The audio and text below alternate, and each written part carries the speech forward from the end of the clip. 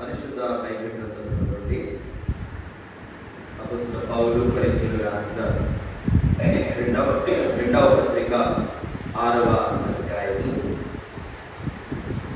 2వ వచనాన్ని నేను చదువుతున్నాను. దయచేసి మీరందరూ మీ బైబిల్ తీసి శ్రద్ధగా గమనించండి. కొరింథీయులకు రాసిన 2వ పత్రిక 6వ అధ్యాయము 2వ వాక్యం. కొత్త నిబంధనలో 162వ పేజీ 2వ కొరింథీ పత్రిక 6వ అధ్యాయము 2వ వచనం. అనుకూల సమయమందు నీ మొర ఆలకించింది, రక్షణ దినమందు నిన్ను ఆదుకొంటిని అని ఆయన చెప్పుచున్నాడు కదా. ఇదిగో ఇప్పుడే మిక్కిలి అనుకూలమైన సమయము, ఇదిగో ఇదే రక్షణ దినం. ప్రార్థన చేసుకుందాం. ప్రేమ కలిగి దేవా పరిశుద్ధుడైన తండ్రి, పవిత్రమైన మీ పాదాలకు వందనాలు చెల్లిస్తున్నాము. ఈ యొక్క ఆదివారపు ఆరాధన దినాన మీ పరిశుద్ధ సన్నిధానంలో మందిరంలో మీ బిడ్డలమైన మేమంతా ఆయన సమాజంగా కూడి స్తుతించి ఆరాధించడానికి మీరు మాకు ఇచ్చిన శ్రేష్టమైన సమయం బట్టి వందనాలు చెల్లిస్తున్నాను. ప్రత్యేక సమయంలో చదవబడ్డ లేఖన భాగం నుండి మీరే మాతో మాట్లాడి మీ సేవకుల్ని మీ పక్షముగా నీ ప్రజలేదుకు నిలిచి ఉండగా మీ దాసులో మీ మాటలు పెట్టి నాతో మా అందరితో మీరే మాట్లాడి మహిమను పొందండి. యేసు ప్రభు వారి ఉన్నతమైన నామమున ప్రార్థించి స్తుతించి వేడుకుంటున్నాము తండ్రి, ఆమేన్. దేవుని బిడ్డలారా, ఈ చదువుబడినటువంటి యొక్క లేఖన భాగం నుండి మనం కొంతసేపు వర్తమానం విందాం. అన్ని జనులకు అపోస్తలుగా ఉండడానికి దేవుడు ఏర్పాటు చేసుకున్నటువంటి సాధనం పౌలు. ఆయన ఒకప్పుడు దూషకుడుగా, హింసకుడుగా, హానికరుడుగా ఉన్నటువంటి వాడు. దేవుని సంఘాన్ని అపరిమితంగా హింసించినటువంటి వ్యక్తి. అయితే దేవుడు ఇలాంటి వ్యక్తి అయితే నాకు ఉపయోగపడతాడని దేవుడే ఆయన్ను దమస్కు దారిలో కలుసుకొని ఆయనతో మాట్లాడి జీవితాన్ని మార్చి తన సేవకుడిగా చేసుకొని ఆయన్ని విరివిగా వాడుకున్నాడు. నిజంగా మరి అన్యజనులకు అపోస్తలుడిగా పౌలు దేవుడు ఏర్పాటు చేసుకొని ఆయన ద్వారా గొప్ప సేవలు జరిగించారు. ఆయన కొరింథీ పట్టణానికి వెళ్ళి దేవుని చేత కనిపించబడ్డాడు. దేవదర్శనం ప్రకారంగా వెళ్ళారు. ఈ విషయాలు మరి అపోస్తలుల కార్యంలో 18వ అధ్యాయంలో కొరింథీలో జరిగినటువంటి సేవా పరిచయం గురించి అపోస్తలుల కార్యం 18వ అధ్యాయంలో చూస్తాం. అక్కడ 1 సంవత్సరం 6 మాసాలు ఆయన ఉండి దేవుని యొక్క సువార్తను ప్రకటించి అక్కడ సంఘాన్ని కట్టారు. వారికి 3 ఉత్తరాలు రాసిన వాస్తవంగా, అయితే 2 మాత్రం సేకరించబడ్డాయి, బైబిల్లో చేర్చబడ్డాయి. అయితే ఇక్కడ ఈ 2వ పత్రికలో మనం చదువుకున్నటువంటి యొక్క లేఖన భాగంలో ఇలాగూ మనం చదువుకున్నటువంటి భాగంలో ఇక్కడ దయచేసి అక్కడ అనుకూల సమయమందు నీ మొర ఆలకించి తిని, రక్షణ దినమందు నిన్ను ఆదుకొంటిని అని ఆయన చెప్తున్నాడు కదా. ఇదిగో ఇప్పుడే మిక్కిలి అనుకూలమైన సమయము, ఇదిగో ఇదే రక్షణ దినం అని మనం ఈ మాటను మనము యెషయా ప్రవచన గ్రంథంలో 49వ అధ్యాయంలో 8వ వచనంలో చూడగలుగుతాం. ఇప్పుడు పౌలు ఎత్తి రాసినటువంటి ఈ మాట యెషయా గ్రంథం మీరు ఒకసారి చూడండి. 49వ అధ్యాయము 8వ వచనం ఎలా సెలవిస్తున్నాడు?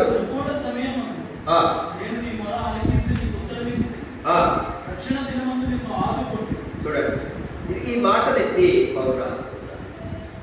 అనుకూల సమయమందు నేను నీ మొర ఆలకించి తిని, రక్షణ దినమందు నిన్ను ఆదుకొంటిని అనే మాట. అనుకూల సమయం అంటే దానికి వ్యతిరేక పదం ఏంటంటే ప్రతికూల సమయం అని. ఒకసారి ప్రసంగి కావ్యంలో మీరు చూసినట్లయితే దేవుని వాక్యంలో ఇక్కడ సొలొమోను రాసినటువంటి ప్రసంగి కావ్యం 12వ అధ్యాయము 1-2 వచనాలు చూడండి. దుర్దినములు రాకముందే ఇప్పుడు వీటి యందు నాకు సంతోషము లేదు అని నీవు చెప్పుకొను సంవత్సరములు రాకముందే తేజస్సునకును సూర్య చంద్ర నక్షత్రములకును చీకటి కమ్మకముందే వాన వెలిసిన తరువాత మేఘములు మరలా రాకముందే నీ బాల్య దినములందే నీ సృష్టికర్తను స్మరణకు తెచ్చు. అంటే ఇదంతా ప్రతికూల సమయం. దుర్దినాలు రాకముందే వీటి యొక్క నాకు సంతోషం లేదు, నేను నెమ్మది లేకుండా ఉన్నాను, నాకు మనశ్శాంతి లేదు, సంతోషం లేదు అని చెప్పుకునేటువంటి సంవత్సరాలు నీ జీవితంలోనికి రాకముందే నువ్వేం చేయాలంటే బాల్య దినముల్లోనే నీ సృష్టికర్త అయినటువంటి దేవుడిని నువ్వేం చేసుకోవాలా? స్మరణకు తెచ్చుకోవాలి. నిన్ను సృష్టించిన వారెవరు, నిన్ను పుట్టించిన వారెవరు, నిన్ను బ్రతికిస్తున్న వారెవరు, నిన్ను పోషిస్తున్న వారెవరు అని జ్ఞాపకం చేసుకొని నీ సృష్టికర్త అయిన దేవుణ్ణి ఎప్పటి నుండి స్మరణకు తెచ్చుకోవాలి? బాల్య దినంలో నుండే నువ్వు ఆయన స్మరణకు తెచ్చుకోవాలి. నిజంగా ప్రభు కృప, నా 17 సంవత్సరాల ప్రాయంలో నేను నా ప్రభువును సొంత రక్షకుడిగా అంగీకరించాను. 33 సంవత్సరాలు దేవుని సేవలో నా జీవితం గడిచిపోయింది. నిజంగా నేను ఎంతో సంతోషిస్తాను. నా జీవితంలో నా యవన కాలం అంతా కూడా దేవుని పని కొరకు నేను దానం చేశాను. నా యవన బలాన్ని, నాకున్నటువంటి దేవుడు నాకు ఇచ్చిన జ్ఞానాన్ని, నా సామర్థ్యం, నా శక్తి సామర్థ్యం అన్నీ కూడా నన్ను నేను ప్రభుకు అప్పగించుకున్నాను. నేను సమస్తాన్ని ఆయనకి దానం వస్తున్నాను. నేను సంతోషపడతాను. 33 సంవత్సరాలు నేను ఆయన సేవలో కొనసాగేటువంటి భాగ్యం, అనేకులకు సువార్త అందించేటువంటి ధన్యత, అనేక స్థలాలకు వెళ్ళి ఆయన ప్రకటించేటువంటి భాగ్యం దేవుడు నాకు ఇచ్చినందుకు నేను ప్రభువును స్తుతిస్తున్నాను. అన్ని జనుల దగ్గరికి వెళ్ళి 275 ఊర్లకు, దేవుడంటే తెలియనటువంటి ఊర్లకు వెళ్ళి ఆ దేవుని ఎరగనటువంటి అన్ని జనులకు సువార్త చెప్పేటువంటి ఆ కృప, ఆ ధన్యత, ఆ భాగ్యాన్ని ప్రభు ఇచ్చినందుకు నేను ప్రభునంతో స్తుతిస్తూ ఉన్నాను. కనుక ప్రియులారా, మన జీవితంలో అనుకూల సమయంలో మనము ఆయనకు మొరపెట్టాలి. అనుకూల సమయం ముందు నేను మొర ఆలకించాను. కనుక ప్రతికూలమైనటువంటి సమయం నీ జీవితంలో రాకముందే అనుకూల సమయంలోనే ఆయన నీవు ప్రార్థించాలి. రెండవది, రక్షణ దినమందు నేను నిన్ను ఆదుకుంటుని అన్నాను. రక్షణ దినమందు జాగ్రత్తగా వాక్యాన్ని గమనించండి ప్రియులారా. రక్షణ అంటే ఏంటి అసలు? బైబిల్ చెప్తుంది, రోమీయులకు రాసిన పత్రికలో 3వ అధ్యాయంలో 23వ వచనంలో మనం చూస్తే మనకందరూ బాగా తెలిసిన వాక్యాలవి. ఏ భేదమును లేదు, అందరూ పాపం చేసి దేవుడు అనుగ్రహించేటువంటి మహిమను పొందలేకపోతున్నారు. అంటే ఈ లోకంలో ఎన్నో రకాలైన భేదాలు ఉన్నాయి. కుల, మత, ప్రాంతీయ, భాష, వర్గ భేదాలు, డినామినేషన్ భేదాలు, ఎన్నో రకాలైన భేదాలు ఉన్నాయి. గొప్పవాడని, మరి ధనవంతుడని, పేదవాడని, విద్యావంతుడని, విద్యావిహీనుడని, ఈ రకంగా ఎన్నో తారతమ్యాలు, వ్యత్యాసాలు ఉన్నాయి లోకంలో. కానీ పాపం విషయంలో అందరూ సమానం అవుతూ ఉన్నారు. అందరూ పాపం చేస్తున్నారు. మహాభారతంలో ఆది పర్వంలో వేదవ్యాసులు వారిలాగా చెప్పారు, కామక్రోధ వశిస్తరివే దేవఋషి పితృమానవ అన్నారు. అంటే దేవతలు, పితృదేవతలు, మానవులందరూ కూడా కామక్రోధాలకు వశమైపోయిన వారే అని దాని యొక్క భావం. అయితే ప్రియులని పాపాన్ని బట్టి మానవుడు మరణాన్ని సంపాదించుకున్నాడు. దేవుని వాక్యంలో బైబిల్ ఇలా చెప్తా ఉంది. రోమీయులకు రాసిన పత్రికలో 6వ అధ్యాయంలో 23వ వచనం మనందరికీ పరిచయం అయినటువంటి మాట అది. అక్కడ ఏమో రాసి ఉంది, ఏలయనగా పాపం వల్ల వచ్చేటువంటి జీతం మరణం. పాపం వల్ల మనిషికి ఏ జీతం వచ్చింది? మరణం వచ్చినది. దేవుడు బిడ్డలారా, మానవుడు పాపం చేశాడు. పాపము చేసిన దాన్ని బట్టి మనిషి పాపి కాలేదు. పాపి కెరుకగా పాపం చేశాడు. దావీదు అంటాడు, నా తల్లి గర్భములో నేను పాపములో పుట్టిన వాడను, నా తల్లి పాపములోనే నన్ను గర్భం ధరించినది అని 51వ కీర్తనలో తాను ప్రార్థన చేశారు. మన పుట్టుకతోనే పాపం సంక్రమించింది. అందుకే మన భారతీయ వేదాంతులు, ఆర్య మహర్షులు వారు సంధ్యావందన ప్రార్థన చేసేటువంటి సమయంలో వారు సూర్య నమస్కారం చేస్తూ సంధ్యావారులా ప్రార్థించేవారు. పాపోహం పాపకర్మణ పాపాత్మ పాప సంభవామి త్రాహిమ కృపయా దేవ శరణాగతి వత్సల అన్యదా శరణం నాస్తి త్వమేవ శరణం మమ అని ప్రార్థించారు. అనగా నేను పాపిని, చేసిన పనులను బట్టి నాకు పాపం సంక్రమించింది, నేను పాపాత్మునైపోయాను. ఓ కృప కలిగిన దేవుడా, పాపాత్మునైనటువంటి నేను మీ శరణుకు వచ్చాను, నన్ను ఈ పాపము నుండి విడిపించు.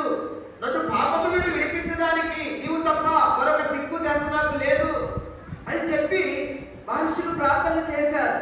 అయితే మానవుని పాపము నుండి విడిపించి నరకం నుండి తప్పించగలిగిన వారు ఎవరో ఈ రోజు వరకు మన సోదర భారతీయులు తెలుసుకోలేకపోతున్నారు. మానవుని పాపం నుండి విడిపించడానికి మానవుని నరకం నుండి తప్పించడానికి దేవుడే ఒక రక్షకుని లోకానికి పంపించిన.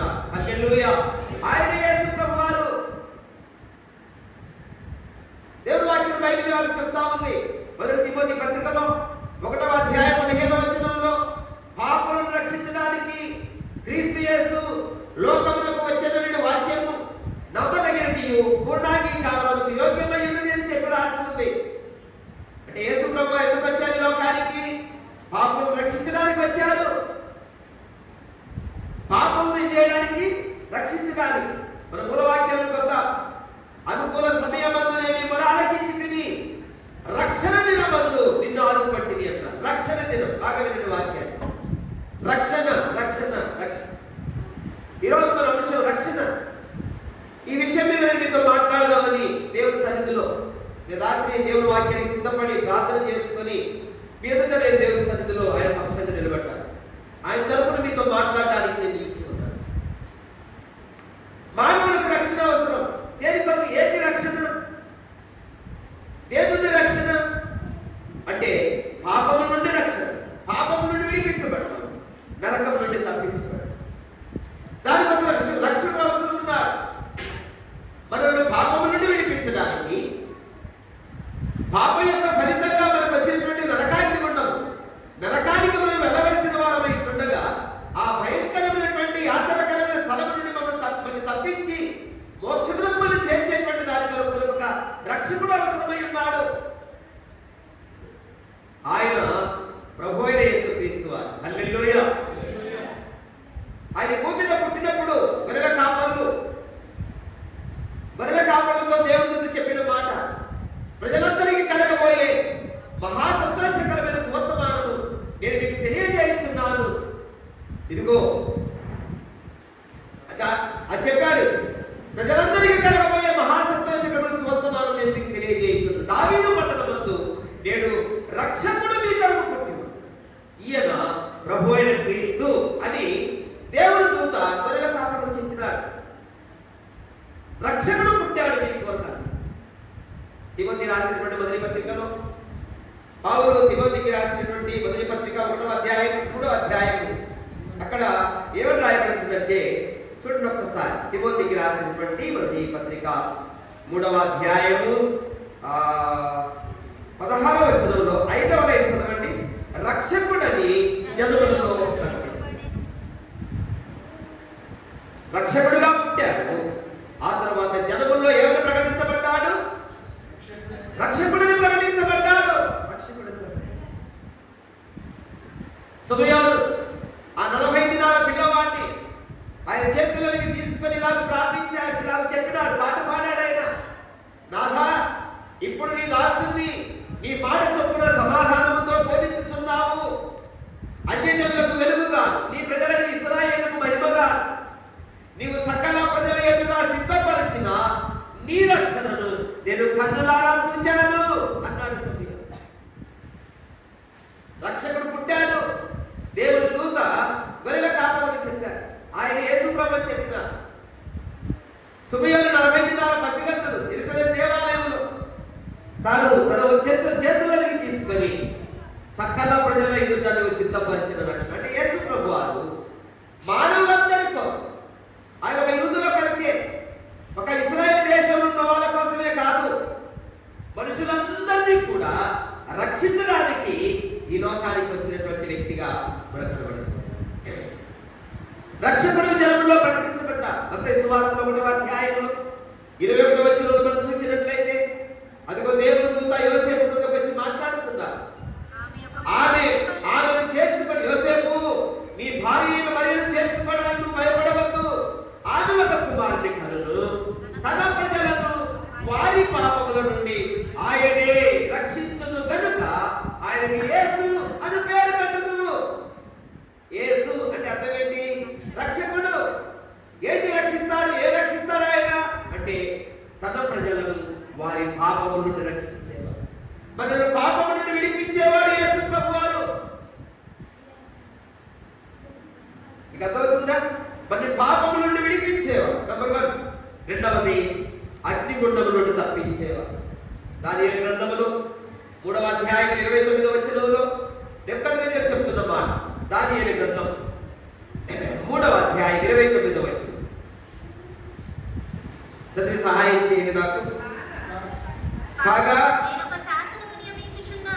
శాసనము నియమించుచున్నాను.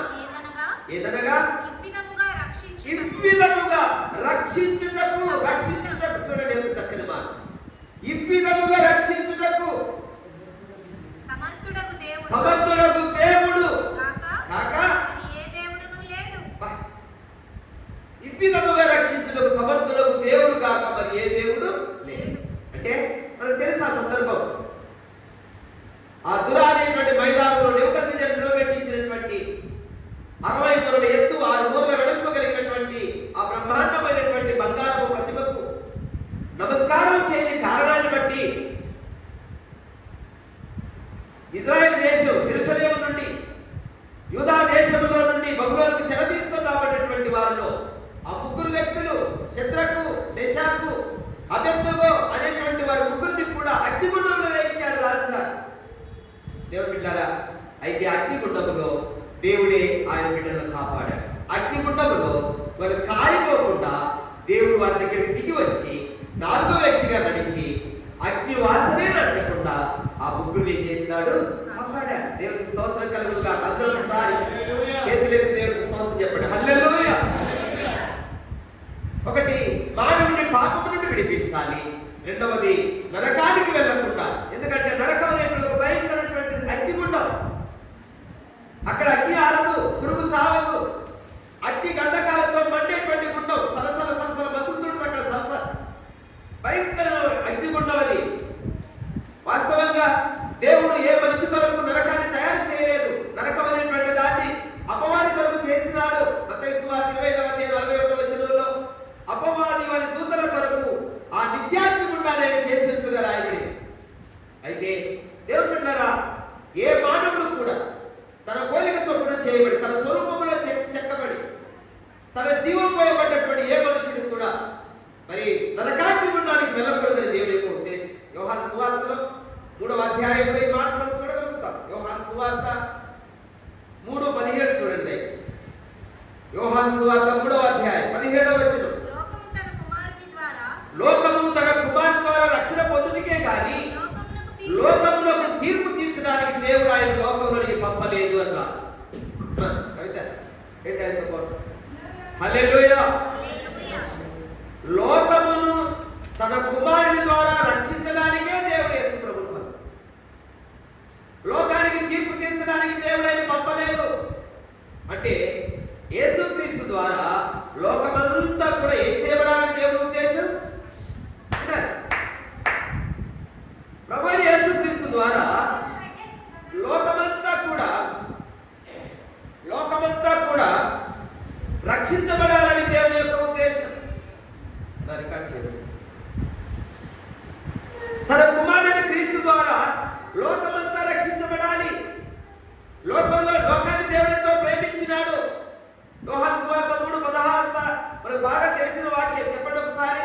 యోహాను 3:16 దేవుడు లోకమును ఎంతో ప్రేమించి. నిజంగా యోహాను తన సువార్త రాస్తూ దేవుడు లోకాన్ని ఎంత ప్రేమించాడు అని చెప్పడానికి ఎంతో అని వాడాడు. అంటే దానికి పరిమితి లేదు, పరిధి లేదు, సరిహద్దులు లేని ప్రేమ. ఎంతో అంటే ఎంతసేపు అనొచ్చు అన్నమాట. అప్పుడు ఎంతసేపు అయినా అనొచ్చు, దాని గురించి ఉండదు. ఇక ఇన్ఫినిటీ అంటారు ఇంగ్లీష్లో. అంటే అనంతమైన ప్రేమతో మనల్ని, శాశ్వతమైన ప్రేమతో. ఇర్మియా గ్రంథంలో 31:3 మనం చూస్తాం. శాశ్వతమైన ప్రేమతో నేను నిన్ను ప్రేమించుచున్నాను గనుక విడువక నీ ఎడల కృప చూపి ఉన్నాను అన్నాడు. దేవుడు మన పట్ల ఎలాంటి ప్రేమ చూపించాడు? శాశ్వతమైన ప్రేమ, ఎడబాయని ప్రేమను మన పట్ల ఆయన కనపరిచాడు. కనుక అంత ప్రేమించినటువంటి దేవుడు మనము నశించిపోవడానికి ఇష్టం లేక తన కుమారుని లోకానికి పంపించి ఆయన ద్వారా మనందరినీ కూడా పాపము నుండి విడిపించి నరకం నుండి తప్పించడానికి దేవుడు బిడ్డలారా ఆయన లోకంలోనికి పంపించాడు. మనందరూ రక్షించబడాలని ఉద్దేశం. బైబిల్ చెప్తుంది. తిమోతికి రాసిన మొదటి పత్రికలో 2వ అధ్యాయము 4వ వచనంలో ఇలాగూ రాయబడి ఉంది. ఆయన మనుషులందరూ రక్షణ పొంది సత్యమును గురించిన అనుభవజ్ఞానం కలిగిన వారై ఉండవలెనని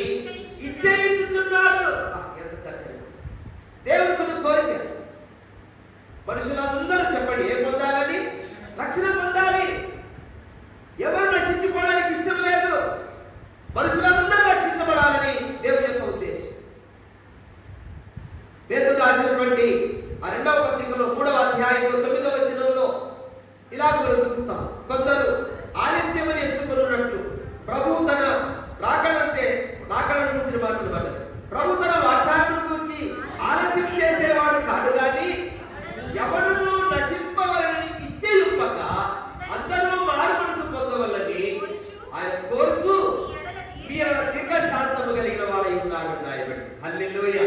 అంటే ఏ వ్యక్తి కూడా నరకానికి వెళ్ళడం దేవునికి ఇష్టం. ప్రభు రాకడ ఎందుకు ఆలస్యం అవుతుంది? ఆయన ఎందుకు లేట్ చేస్తున్నాడు? లాస్ట్ గడియలో ఉన్నాం మనం. ప్రభు రాకడ సమీపంగా ఉంది. దేవుడు మానవ జాతికి ఇచ్చిన టైం ఏదైతే ఉందో దేవుడు టైం టేబుల్ ప్రకారంగా మానవ జాతికి దేవుడు ఇచ్చినటువంటి సమయం అంతా అయిపోయింది. ఇక టైం లేదు. బైబిల్ చెప్తుంది ఇక కాలము బహు కొంచెముగా ఉన్నది. హెబ్రీ పత్రికలో మనం చూస్తాం 10వ వచనంలో ఇక కాలము బహు కొంచెముగా ఉన్నది, వచ్చుచున్నవాడు ఆలస్యం చేయవచ్చును రాసి. యోహాను పత్రికలో మనం చూస్తా ప్రియులారా, సహోదరు ప్రియులారా, ఇది కడవరి గడియ, చిన్న పిల్లలారా ఇది కడవరి గడియ రాసి ఉంది. లాస్ట్ గంటలో ఉన్నాం మనం. అయితే ప్రభు ఇప్పుడే వస్తే ఎంతో మంది ప్రభు నమ్మని వారు మరి నశించిపోతారు, నరకానికి వెళ్తారని ప్రభు ఏం చేస్తున్నాడంటే ఆలస్యం చేస్తున్నాడు. అనుకూల సమయమందు నీవు ఆలకించి రక్షణ దినమందు నిన్ను ఏం చేశాను? రక్షణ. మన ఆత్మలు నరకాగ్ని గుండానికి వెళ్ళకుండా తప్పించేదాని కనుక ప్రభువైన యేసుక్రీస్తు వారు రక్షకుడికి లోకానికి వచ్చి మనందరి పాపములను సిలువలో మోసుకొని వెళ్ళి మన పాపముల కనుకై ఆయన సిలువ మీద శిక్ష భరించారు. యోహాను సువార్త 1:29లో ఆ బాప్తిస్మం ఇచ్చి యోహాను చెప్పిన విధంగా ఇదిగో లోక పాపములను మోసుకొని పోవు దేవుని గొర్రెపిల్ల. లోక పాపమంతా కూడా ప్రభువైన యేసుక్రీస్తు వారు సిలువలో మోసుకొని వెళ్ళినాడు. వెళ్ళి ఆయన చేసిన పని ఏంటంటే రోమా పత్రికలో 8వ అధ్యాయంలో 3-4 వచనాలు కలిసి ఉంటాయి. అక్కడ ఒక మాట చూడండి. అక్కడ ఎవరు రాసింది? దేవుడు తన చూడండి రోమీలకు రాసినటువంటి పత్రిక 8వ అధ్యాయము 3-4 వచనాల్లో పాప పరిహారము నిమిత్తం, అదంతా మన సమయంలో చదువుకోవడానికి, పాప పరిహారము నిమిత్తము దేవుడు తన సొంత కుమారుణ్ణి పాప శరీరాకారముతో పంపి ఆయన శరీరమందు పాపములకు శిక్ష విధించెను. దేవుడు మనను పాపము నుండి విడిపించడానికి, మన పాపానికి ప్రాయశ్చిత్తం చేయడానికి పాప శరీరాకారముతో యేసు ప్రభుని లోకానికి పంపాడు. ఎందు నిమిత్తము? పర్పస్ చెప్పాడు అక్కడ. పాప పరిహారం నిమిత్తము దేవుడు తన సొంత కుమారుణ్ణి పాప శరీరాకారముతో లోకానికి పంపించి ఆయన శరీరమందు పాపానికి శిక్ష విధించినాడు.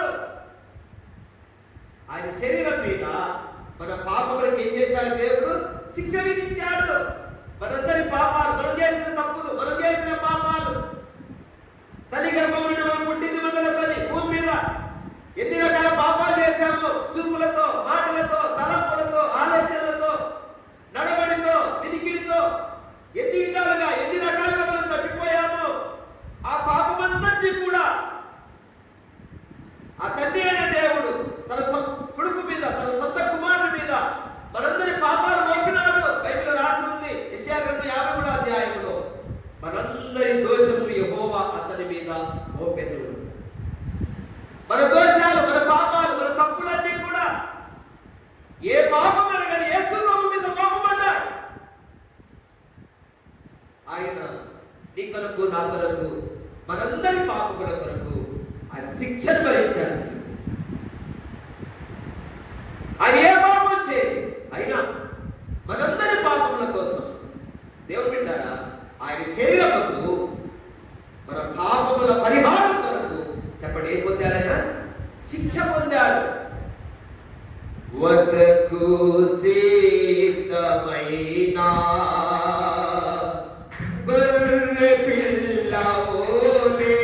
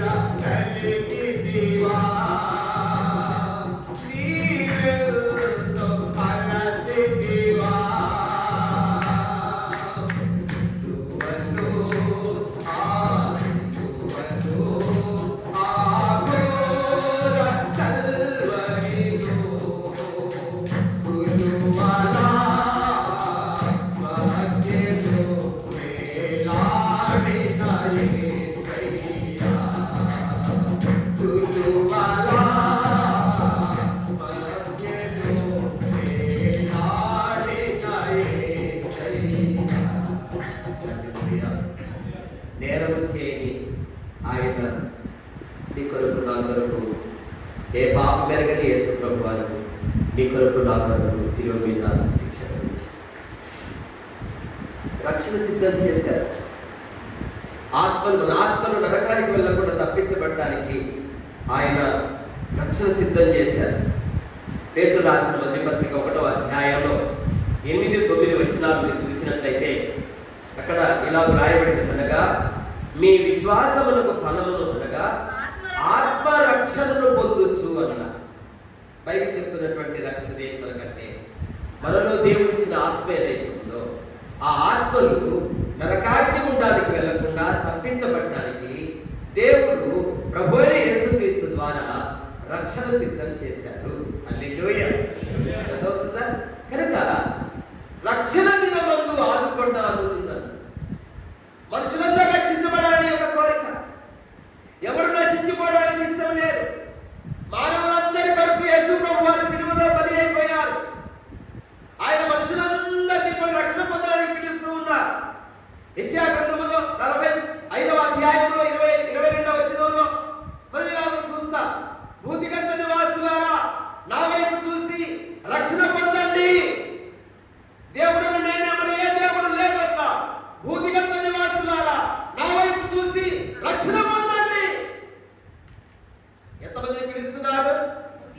భూదిగంత నివాసులు పిలుస్తున్నారు. అది ఒక కులానికో, ఒక మతానికో, ఒక ప్రాంతానికో, ఒక జాతికే దేవుడు కాదు, మానవులందరినీ కూడా, మనుషులందరినీ రక్షించడానికి. దేవుడు బిడ్డారా, ఆ పరలోకం విడిచిపెట్టి, సింహాసనాన్ని విడిచిపెట్టి, మహామహిమను విడిచిపెట్టి ఈ భూమి మీదకి వచ్చి మానవులందరి కొరకు సిలువ మీదకి ఎక్కి మానవుల పాప పరిహారం కొరకు శిక్షను తన శరీరం మీద అనుభవించి మానవుని యొక్క పాపం పరిహరించబడే దాని కొరకు పరిశుద్ధ రక్తాన్ని చిందించి ఆయన సిలువలో చనిపోయి సమాధి చేయబడి మృత్యుంజయుడై 3వ నాడు సజీవుడుగా తిరిగి లేచినాడు. మానవులందరికీ రక్షణ సిద్ధం చేశారు. ఇప్పుడు ఒక వ్యక్తికి ఎలా రక్షణ కలిగింది? దేవుడు వాక్యం చెప్తా ఉంది. మార్కు సువార్త 16:16లో నమ్మి బాప్తిసం పొందిన వాడు రక్షించబడతాడు, నమ్మని వారికి శిక్ష విధించబడుతుంది. రక్షణ సిద్ధం చేశాడు ఆయన సిలువలో. అయితే అది నీకెలా సొంతం అయిందంటే, నువ్వెలా రక్షించబడతావంటే, ఆ రక్షణ నీకెలా సొంతం అయిందంటే నువ్వు చేయాల్సింది ఏంటంటే యేసు ప్రభువుని నమ్ముకోవాలి. నీ పాపములను మోసినాడని, నీ పాప పరిహారం కొరకు శిక్ష భరించినాడని, నీ పాపములన్నీ కడగబడ్డని పరిశుద్ధ రక్తాన్ని చిందించినాడని నీకోసం చనిపోయాడని నమ్మాలి. రోమీయులకు రాసిన పత్రికలో 10వ అధ్యాయం 9వ వచనం చెప్తుంది. అదేమనగా యేసు ప్రభువని నీ నోటితో ఒప్పుకొని దేవుడు మృతులలో నుండి ఆయన లేపాడని నీ హృదయంలో విశ్వసించినట్లయితే నీవు రక్షించబడతావు. నువ్వేం చేయబడతావు? రక్షించబడతావు. కనుక దేవుడు బిడ్డారా, ఆయన నీకు రక్షణ ఇవ్వాలని ఇష్టపడుతుంది. ఇంకా రక్షించబడిన వారు ఎవరైతే ఉన్నారో వారందరూ రక్షించబడాలని దేవుని యొక్క ఉద్దేశం. రక్షణ దినమందు నేను నిన్ను అంటే సాల్వేషన్ డే, ఇంగ్లీష్లో అంటారు సాల్వేషన్ డే అంటే రక్షణ దినం. ప్రతి ఒక్క వ్యక్తి జీవితంలో రక్షణ దినం అనేటువంటిది ఒకటి. చాలా మంది ఏమనుకుంటారంటే చాలా టైం ఉంది కదా, ఇంకా తర్వాత బాప్టిజం పొందొచ్చులే, తర్వాత బాప్టిజం తీసుకోవచ్చులే, తర్వాత రక్షణ పొందొచ్చులే అని చాలా మంది వాయిదాలు వేసుకుంటుంటారు. బైబిల్ అయితే చెప్పట్లేదు. బైబిల్లో చాలా చక్కగా రాసి ఉంది. ఇక్కడ మనం చదువుకున్న మూలవాక్యాన్ని రండి. అక్కడ ఏమని రాసి ఉంది? అనుకూల సమయమందు నేను మొర ఆలకించితిని, రక్షణ దినమందు నిన్ను ఆదుకొంటిని అని చెప్పి ఇదే మిక్కిలి అనుకూలమైన సమయము, ఇదే రక్షణ దినము. ఇంత గొప్ప రక్షణ నిర్లక్ష్యం చేస్తే ఎలా తప్పించుకోగలుగుతావని రాసింది. ఇదే మిక్కిలి అనుకూలమైన సమయం, ఇదే రక్షణ దినం. లూకా సువార్తలో 19వ అధ్యాయము 41వ వచనంలో మనం అక్కడ ఆ విషయం చూస్తాం. ఒక మాట చూడండి. అక్కడ లూకా సువార్త 19:41లో ఆయన పట్టణమునకు సమీపించి దానిని చూచి దాని విషయమై ఏడ్చి నీవును ఈ నీ దినమందైనను సమాధాన సంబంధమైన సంగతులను తెలుసుకొని ఎలా నీకు ఎంతో మేలు, కానీ అవి ఇప్పుడు నీ కన్నులకు మరుగు చేయబడి ఉన్నవి. ప్రభువు నిన్ను దర్శించినటువంటి కాలము నీవు ఎరగొట్టివి. యేసు ప్రభువారు గాడిద పిల్ల మీద కూర్చొని యెరూషలేముకు వచ్చినప్పుడు ఆ యెరూషలేము చూసినప్పుడంట ఏడ్చాడట. బోర్ను ఏడ్చేశాడు. ఆ యెరూషలేముకు వస్తే వాళ్ళందరూ అక్కడ ఏం చేస్తున్నారంటే అక్కడ ఉన్నటువంటి కొంతమంది ఆయన ఊరేగించారు, వాళ్ళ బట్టలు పరిచారు, ఆ నేల పొడవున బట్టలు పరిచారు, ఖర్జూరం బట్టలు తీసుకొచ్చి కొంతమంది పరిచారు. ఆ గాడిద కాళ్ళు నేల మోపకుండా ఆయన నిజంగా బట్టల మీద ఆ నేల పొడుగున ఆయన ఆ దారి వెంట మొత్తం ఆ దారి పొడుగున ఆయన బట్టలు వస్త్రాలు పరిచి నడిపించుకుంటూ వస్తున్నారు. అక్కడ ఉన్నటువంటి కొంతమంది ఆయన గిట్టిన వాళ్ళు, శాస్త్రులు, పరిసయ్యులు వాళ్ళంతా కూడా అంటున్నారు, ఇదిగో ఈ ప్రజలు ఎందుకు అల్లరి చేస్తున్నారు, అయ్యా. ఆయన అన్నాడు, మీరు ఊరకుడిన ఎడల ఈ రాళ్ళకి ఏర్పడేస్తారు. వాళ్ళకి అల్లరిలా కనబడుతుంది. చాలా విచారమైన సంగతి ఏంటంటే ఆయన గాడిద పిల్లలు కూర్చొని యెరూషలేముకు వస్తాడనేటువంటి విషయం దేవుడు ముందుగానే జకరియా ప్రవక్త ద్వారా దేవుని మందిరం పునర్నిర్మాణం జరిగేటువంటి సమయంలో దేవుడు పలికించాడు. జకరియా గ్రంథంలో 9:9లో మనం చూస్తాం, సియోను కుమారి ఉల్లసించుము, బహుగా సంతోషించుము, నీ రాజు వీరులను సాత్వికుడును మరి రక్షణ గలవాడే మరి గాడిద పిల్లకి నీ యొద్దకు వస్తూ ఉన్నాడు అని జకరియా గ్రంథం 9:9లో దేవుడు ముందే క్రీస్తుకు ముందు ఆ సంఘటన జరగడానికి ముందు 500 సంవత్సరాలకు ముందుగా దేవుడు జకరియా ద్వారా పలికించాడు. ఆ ప్రవచన నెరవేర్పుగా ఆయన గాడిద పిల్ల మీద కూర్చొని యెరూషలేముకు వస్తుంటే వాళ్ళకి ఆ రోజు కూడా కళ్ళు మూతపడిపోయారు. ఆయన రక్షకుడు అంగీకరించాల్సిన రోజు, ఆయన మెస్సియాను గుర్తించాల్సిన రోజు. నీ రాజు గాడిద పిల్ల మీద నీ దగ్గరకు వస్తున్నాడు అని దేవుడు ముందుగానే ప్రవక్త ద్వారా చెప్పిన మాట నెరవేరుతున్నటువంటి వేళ ఆ రోజు కూడా వాళ్ళు తృణీకరించారు. ఆ రోజు కూడా ఆయన చేర్చుకోలేదు. ఆ రోజు కూడా ఆయన అంగీకరించలేదు. ఆయన ఏడ్చాడనమాట.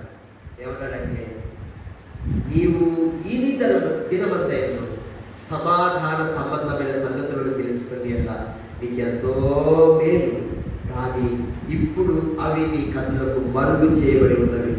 ప్రభువు నిన్ను దర్శించినటువంటి కాలం సమయం నువ్వు ఎరగకుంటేవి కనుక నీ శత్రువులు నిన్ను చుట్టుముట్టి అన్ని ప్రక్కల నరికట్టి గట్టు కట్టి నీ మీద నీ పిల్లలతో నేల కలిపి నీలో రాతి మీద రాయి నిలవకుండా పడద్రోయబడే రోజు వస్తుంది. అంటే యెరూషలేమునకు సంభవింపబోయే వినాశనాన్ని గుర్తు చేసుకుంటూ ఏడ్చాడు. క్రీస్తు శకం 70వ సంవత్సరంలో టైటస్ అనేటువంటి రోమా సైన్యాధిపతి యెరూషలేముకి యుద్ధానికి వచ్చాడు. యెరూషలేము మొత్తం కూల్చేశాడు. ఆ యెరూషలేములో ఆ రాజైన హేరోదు కాలంలో కట్టించబడ్డ 46 సంవత్సరాలు కట్టించినటువంటి ఆ మందిరాన్ని తగలబెట్టించాడు. ఆ బంగారం మంట కరిగి ఆ రాళ్ళ సద్దులోకి పోతే టైటస్ చెప్పాడు, రాయి మీద రాయి తీసి బంగారం పోగు చేయబడ్డాడు. యేసయ్య చెప్పిన మాట, రాయి మీద రాయి లేకుండా పడదు. ఆయన చెప్పినంతా నెరవేరి అంటే ఆయన రక్షకుడిగా అంగీకరించాల్సిన వారు, రక్షణ పొందాల్సినటువంటి ఆ రోజులు కూడా ఆయన చేర్చుకోకపోవడం వల్ల, రక్షణ పొందకపోవడం బట్టి వాళ్ళకు వినాశనం కలిగినట్లుగా దేవుడు వాక్యం. ఇదే కొత్త నిబంధనలో హెబ్రీ పత్రికలో చూడండి ఒకసారి. ఒక వ్యక్తి ఉన్నాడు, ఆయన కూడా తన జీవితంలో మారు మనసు పొందకుండా పోగొట్టుకున్న వాడికి మనకు కనబడతారు. హెబ్రీలకు రాసిన పత్రిక తీయని దయచేసి, హెబ్రీ పత్రిక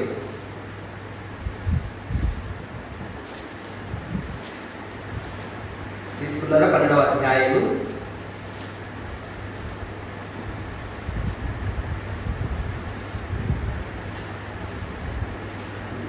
17వ వచనం. ఏశావు ఆ తరువాత ఆశీర్వాదం పొందగోరి కన్నీళ్లు విడిచుచు దాని కోసము శ్రద్ధతో వెతికినను మారు మనసు పొంద అవకాశం దొరకక విసర్జించబడనని ఏమండి? ఎవరైనా ఏశావు ఎవరు? యాకోబు యొక్క అన్నయ్య, ఇసాకు యొక్క కుమారుడు. ఇంకా ఇసాకులకు పుట్టినటువంటి 2 కుమారుల్లో ఏశావు పెద్దవాడు, యాకోబు చిన్నవాడు. ఏశావు గురించి బైబిల్లో రాయబడ్డ మాట ఆ తరువాత అంటే ఏశావు జీవితంలో రక్షణ దినం దాటిపోయింది.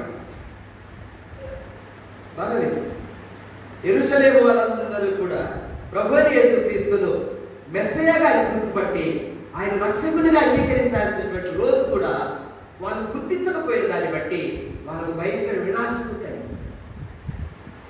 నిజంగా ప్రతి వ్యక్తి జీవితంలో దేవుడు ఒక రక్షణ దినం నిర్ణయిస్తాడు. ఆ దినంలో ఆయన దినమంతా చేతులు చాపుతాడు. యెషయా గ్రంథంలో 65వ అధ్యాయం 2వ వచనం రాసి ఉంటుంది, తమ ఆలోచనలను అనుసరించి లోబడని ప్రజల తమ ఆలోచనలను అనుసరించి లోబడని ప్రజల వైపు దినమెల్లా నా చేతులు చాపి ఉన్నాను. రక్షణ దినం రోజున దేవుడంట ఆ రోజంతా చేతులు చాపే వస్తాడు మనమై. కానీ ఆ రోజు కూడా మన రక్షణ పొందకుండా దాటేసి వెళ్ళిపోతే కానీ జీవితంలో మనం మారు మనసు పొందే అవకాశం దేవుడు ఇవ్వడు. బైబిల్ రాసింది. దానికి ఒక తారకాన్ని మనం చూస్తున్నాం. ఏశావు జీవితమే మనకు కనబడుతుంది. ఆ తరువాత ఏశావు ఆశీర్వాదము పొందగోరి కన్నీళ్లు విడిచుచు శ్రద్ధతో వెతికెను మారు మనసు పొంద అవకాశం అతనికి దొరకక విసర్జించబడడు. మారు మనసు పొందే అవకాశం ఏశావుకి దొరకలేదు. మారు మనసు పొందే ఛాన్స్ పోగొట్టుకున్నాడు ఏశావు. ఎందుకంటే తన జీవితంలో రక్షణ తెలియకపోయింది. ఆ తర్వాత దేవుడు బిడ్డ నీ జీవితంలో మారు మనసు పొందాలని దేవుడి ఉద్దేశం. అపొస్తలుల కార్యములను మనం చూస్తాం. 17వ అధ్యాయం 30వ వచనంలో ఆ జ్ఞాన కాలంలో దేవుడు చూచి చూడనట్టుగా ఉండేది. ఇప్పుడైతే అంతటను అందరూ మారు మనసు పొందాలని ఆయన మనుషులకు అంతటను అందరూ ఏం పొందాలి? మారు మనసు పొందాలని దేవుని యొక్క ఆజ్ఞ. అని ఏశావుకు మాత్రం మారు మనసు దేవుడు అవకాశం లేదు. ఎందుకంటే ఆ తర్వాత వచ్చింది. అంటే నీ జీవితంలో రక్షణ దినం దాటిపోతే, సాల్వేషన్ డే నీ జీవితంలో దాటిపోతే ఇక నువ్వు మారు మనసు పొందడానికి, రక్షణ పొందడానికి అవకాశం నీకు ఉండదు. కనుక ఇదే విక్రీ అనుకూలమైన సమయం. రేపటి రూపం లేదు. బైబిల్ చెప్తుంది సావిత్రి గ్రంథంలో 27వ అధ్యాయం వచ్చిన రేపటిని గూర్చి, రేపటి దినమును గూర్చి అతిశయపడకు, రేపేమి సంభవించడం నీకు తెలియదు. కనుక నువ్వు ఈరోజు మనం నిన్నటి వాళ్ళలో చెప్తుంది బైబిల్, ఈరోజే నువ్వు మారు మనసు రక్షణ పొందు, మారు మనసు పొంది బాప్తిసం తీసుకోవడం సిద్ధపడు.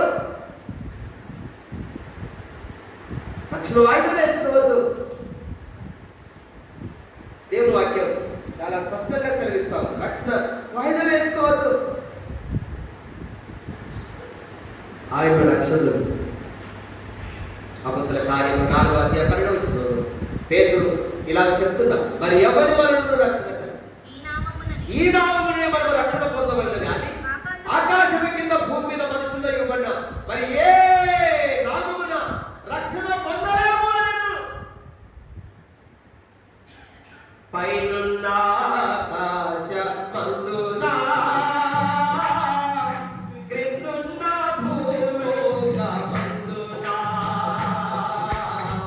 పైనున్న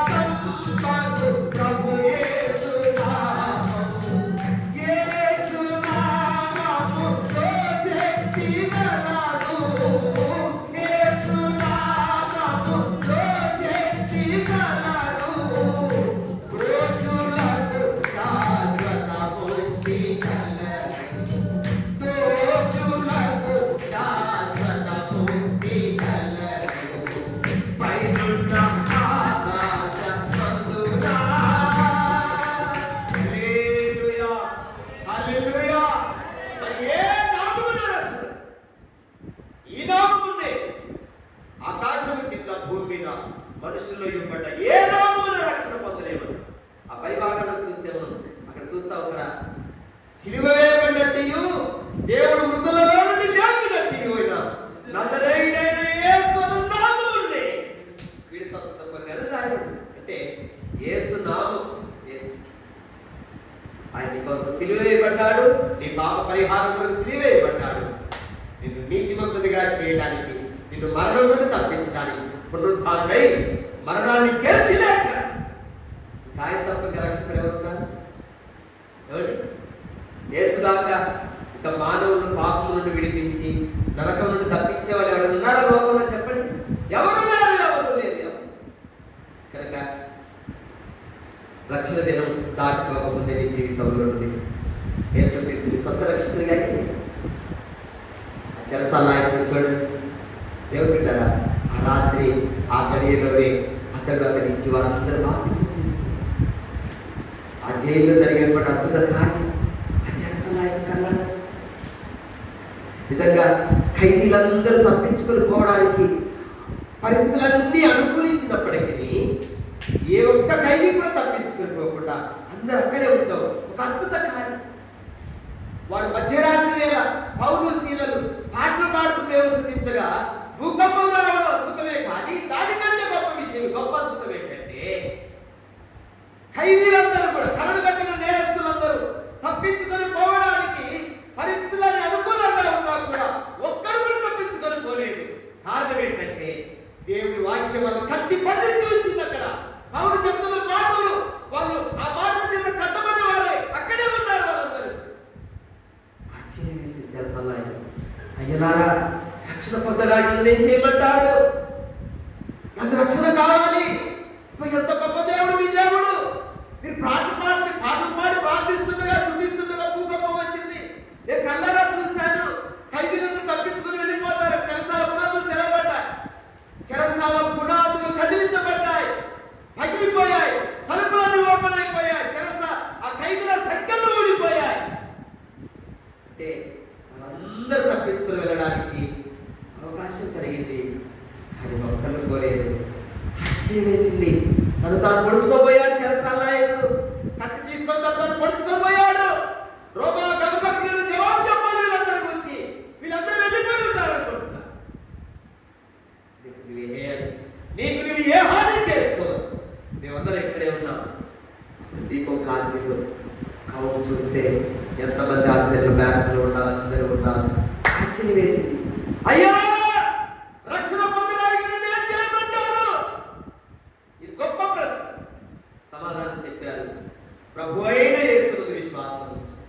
కార్యములు 16వ అధ్యాయంలో 30వ వచనంలో చూస్తాం. ప్రభువైన యేసునందు విశ్వాసం ఉంచుము, అప్పుడు నీవు నీ ఇంటివారు రక్షించబడతారు. ఆ రాత్రి ఇంటికి తీసుకెళ్లారు, వాక్యం వినిపించారు. తర్వాత అర్ధరాత్రి వేళ వాక్యం వినిపించారు. ఆ రాత్రి ఆ గంటలోనే అతడు ఆ ఇంటిలందరూ కూడా చెప్పండి ఏం తీసుకున్నారు? తెల్లారిదా ఉంటారా వాళ్ళు అక్కడ ఉంటారు, కానీ ఈ రక్షణకు వాయిదా వేసుకోవడానికి ఇష్టం లేదు ఆయనకి. ఆ టైంలోనే ఆ రాత్రే అపొస్తలుల కార్యం 8వ అధ్యాయంలో ఆ కందాకే మహారాణి, ఆ కందాకే రాణిగారి యొక్క ఆర్థిక శాఖ మంత్రిగా ఉన్నటువంటి ఆ నపుంసకుడు యెరూషలేము వెళ్ళి ఆరాధన చేసుకుని తిరుగు ప్రయాణంలో యెషయా గ్రంథం 53వ అధ్యాయం చదువుకుంటూ వెళ్తూ ఉన్నా. సుదూర ప్రయాణం చేసిన ఫిలిప్పును దేవుని దగ్గర పంపించిన, నువ్వు చదువుతుంది నీకు అర్థమవుతుందా అని చెప్పేసి ఆయన అడిగారు. ఎవడైనా నాకు ద్రోవ చూపకపోతే నాకు ఎలా తెలుస్తుందని నేను సమాధానం చెప్పాను. వెంటనే రథం ఆఫ్ చేసి ఆయన కూర్చుని పెట్టుకున్నారు. వారు కలిసి ప్రయాణం చేస్తున్నారు. ఆ లేఖనాన్ని అనుసరించి ఫిలిప్పు నపుంసకులకు సువార్త చెప్పాడు. వెంటనే రథం ఆఫ్ చేయబడ్డాడు. ఆయన నపుంసకుడు మంత్రి గారు రథం తోలుతున్న వారితో రథవాపు ఇదిగో నీళ్ళు, నాకు బాప్తిస్మం ఇచ్చడానికి నీకేమైనా ఆటంకము కలదా అని చెప్పి దైవ సేవకులు అడిగారు. ఇదిగో నీళ్ళు దాటిపోతూ ఉన్నాయి, నువ్వు వెళ్ళిపోతావు, వల్ల నాకు ఎక్కడ దొరుకుతుందో తెలియదు. నేను రక్షణ పొందకుండా నా దేశానికి వెళ్ళలేను. నేను నా కొరకు శిలువ వేయబడ్డ యేసుక్రీస్తు రక్తములను కడుక్కోవాలి, నా పాపాలు కడుక్కోవాలి, నేను రక్షణ పొందాలి, నరకమును నేను తప్పించుకోవాలి. ఇదిగో నీళ్ళు ఇది దాటిపోతున్నాయి, ఇది దాటిపోలేదు, నాకు బాప్తిస్మం కావాలి. ఇదిగో నీళ్ళు, నాకు బాప్తిస్మం ఇవ్వడానికి నీకేమైనా ఆటంకం? ఫిలిప్పు అన్నాడు, పుట్టట్లో వివరిస్తాను, నీవు హృదయపూర్వకంగా విశ్వసించినట్లయితే ఆలోచన చేయవచ్చును. ఇద్దరు కలిసి స్నేహితులకు వెళ్ళారంట. ఫిలిప్పు ఆ ఆర్థిక మంత్రి గారికి బాప్తిస్మం ఇచ్చాడు. సంతోషంతో వచ్చాడు, ఆనందంగా వెళ్ళిపోయాడు మంత్రి. ఆయన వెళ్ళిన తర్వాత ఇథియోపియా దేశంలో క్రిస్టియన్ పాపులేషన్ ఎంతమందో యేసును నమ్ముకున్నారు. హల్లెలూయా. దేవుని బిడ్డ, నీ జీవితంలో రక్షణ దినం దాటిపోకముందే మార్మల్స్ పొందు, బాప్తిస్మం తీసుకో, తీర్మానం చేసుకో. రేపు ఈస్టర్ పండుగ వస్తుంది మనకు, మీరు సిద్ధపడండి. ఇంకా సంఘంలో ఎంతమంది అయితే మార్మల్స్ పొందలేదో, రక్షణ పొందలేదో వాయిదాలు వేసుకోబాకండి. ఎందుకంటే నీ జీవితంలో రక్షణ దినం దాటిపోతే ఇంకా నువ్వు మార్మల్స్ పొందడానికి అవకాశం నీకు దొరకదు. యెరూషలేము పరిస్థితి అలాగైంది. ప్రభువును అంగీకరించాల్సిన ఆ రోజు కూడా వారు తృణీకరించిన కారణాన్ని బట్టి భయంకర వినాశనానికి గురైంది యెరూషలేము. ఏశావు తన జీవితంలో ఎన్నోసార్లు మార్మల్స్ పొందడానికి అవకాశం ఇచ్చినా కూడా దాన్ని దారివించుకున్నాడు. ఆ తర్వాత వచ్చాడు, ఆ తర్వాత గ్రహింపు కలిగింది. సామెతల గ్రంథంలో కూడా ఒక మాట రాసి ఉంటుంది, చూస్తారా? ఒక మాట ఆఖరిగా చదివి మనం గెలుచుకుందాం. సామెతల గ్రంథం 1వ అధ్యాయం 24వ వచనం నుండి. సామెతల గ్రంథం 1వ అధ్యాయం 24. నేను పిలవగా మీరు వినకపోతే, చూడండి, నేను పిలవగా మీరు వినకపోతే, నేను చేయి చాపగా ఎవరిని లక్ష్య పెట్టకపోయి, త్రోసివేసితిరి. కాబట్టి మీకు అపాయం కలిగినప్పుడు నేను నమ్మేదను, మీకు భయం వచ్చినప్పుడు నేను అపహాస్యం చేసేదను. భయం మీ మీదకి సుడిగాలి వచ్చినప్పుడు, సుడిగాలి వచ్చినట్లు మీకు అపాయం కలిగినప్పుడు, మీ కష్టము దుఃఖము ప్రార్థించినప్పుడు నేను అపహాస్యము చేసేదను. అప్పుడు వారు నన్ను గురించి మొర్ర పెట్టెదరు గాని నేను ప్రత్యుత్తరం ఇయ్యకుందును. నన్ను శ్రద్ధగా వెతికెదరు గాని ఆయన పిలిచినప్పుడు, ఆయన చేయి చాపినప్పుడు, ఆయన బాగు చేసినప్పుడు వినలేదు. ఆయన చేతుల దగ్గర రాలేదు, వెనకాగిట్లోకి రాలేదు, ఆయన పట్టించుకోలేదు. కింద తర్వాత నేను చూస్తాడు ఆయన. నీకు భయం వస్తే, నీకు అపాయం వస్తే ఆయన నవ్వుతాడు. నువ్వు ఎంతో ప్రార్థన చేసిన వెంటో శ్రద్ధగా వెతికిన ఆయన కరువను దేవుడు. ఆ పరిస్థితి జీవితంలో రాకముందే, నీ జీవితంలో నుండి రక్షణ దినం దాటిపోకపోతే యేసుక్రీస్తు మీ సొంత రక్షకుని అంగీకరించి వారు మనసుకుని రక్షణ పొందు. దేవుడి వాక్యాలను దీవించుకున్నాక